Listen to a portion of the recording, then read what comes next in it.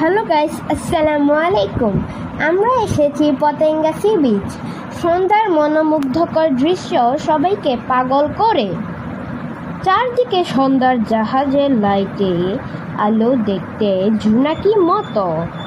ও আমরা ঘুরে ঘুরে ক্লান্ত এখন। চলুন কিছু খেয়ে আসি।